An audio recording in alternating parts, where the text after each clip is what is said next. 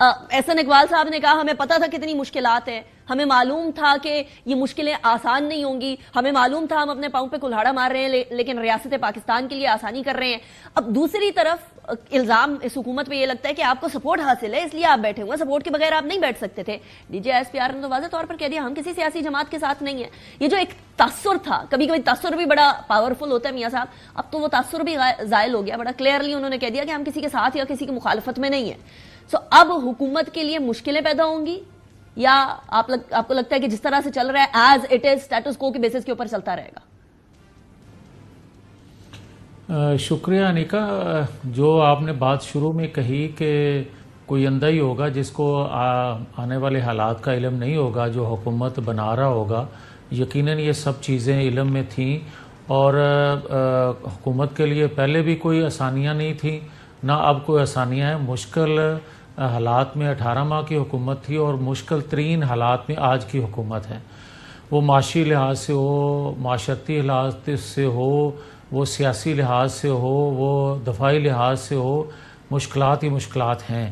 یہ بات درست ہے کہ ریاست کے لیے قربان ہونے کا جذبہ کسی کسی کے اندر ہوتا ہے۔ ہاں، مجھے اعتراض ہمیشہ سے رہا ہے، آج بھی ہوں اس اعتراض کے ساتھ ہی، کہ جس بڑی قربانی مقبولیت کی ہم نے دی اس کا اتنا فائدہ ریاست کو نہیں پہنچا ہماری اس قربانی سے۔ وہ کیوں میاں صاحب؟ اس لیے مجھے گلہ ضرور ہوتا ہے کہ اگر ہماری قربانی سے ریاست کو بھی فائدہ نہ پہنچا تو اس قربانی کا فائدہ کیا ہوا؟ پھر ہمیں یہ قربانی کم از کم بچا کے رکھنی چاہیے تھی تاکہ ہم کسی وقت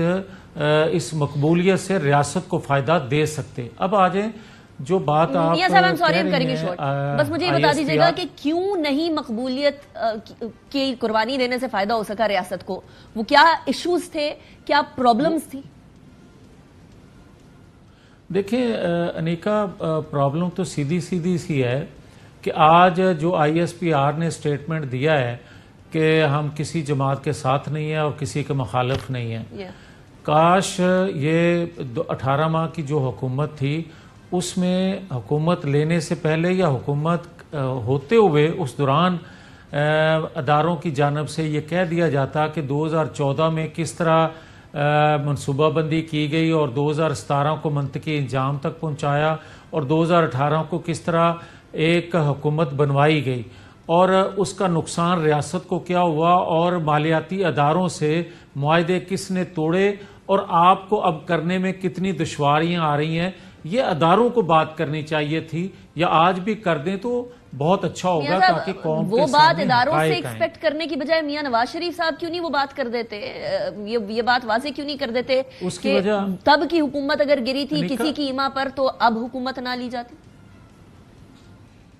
اس کی وجہ انیکا یہ ہے کہ ہمارے خلاف ذرائع ابلاغ پہ اتنی ہیوی انویسٹمنٹ کی گئی، اتنی فنانسنگ کی گئی دنیا بھر سے، جو پاکستان کے اندر میں استحکام شخصیات یا ممالک چاہتے تھے کہ آپ خود سے جو بھی بات کریں گے ذرائع ابلاغ کی طرف سے جس طرح ہمارے چہرے کو مسخ کیا گیا وہ دھل نہیں سکتا۔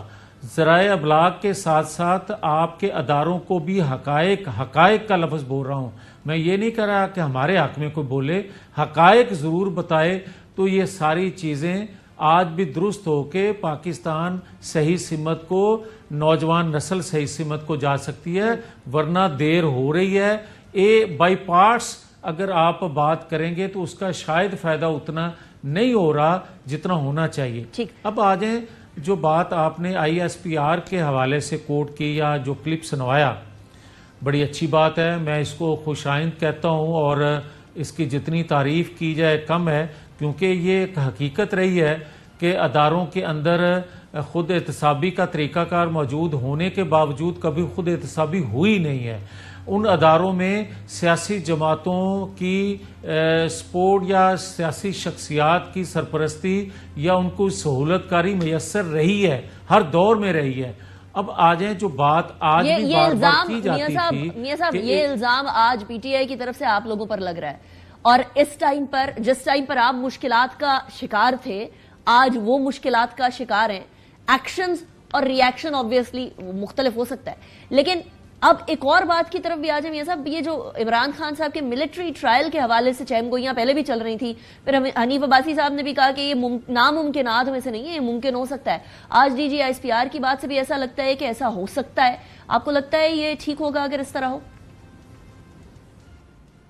دیکھیں نکا، میں اگر مجھے اجازت دیں 1 منٹ دیں تو میں یہ کہتا ہوں کہ جو D G I S P R کو میں کوٹ کر رہا ہوں نا، میں اس لیے کوٹ کر رہا ہوں کہ ایک ادارے نے اگر خود احتسابی شروع کی ہے، بقول D G I S P R کی سٹیٹمنٹ سے جو میں اخذ کر رہا ہوں،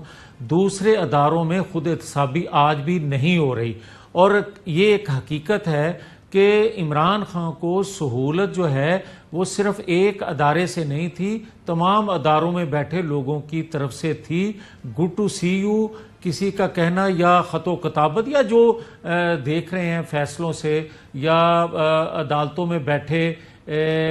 جو انتہائی محترم ججز صاحبان ہیں، ان کی جملہ بازی جو ہوتی ہے اس کے اندر، اسے بہت سی چیزیں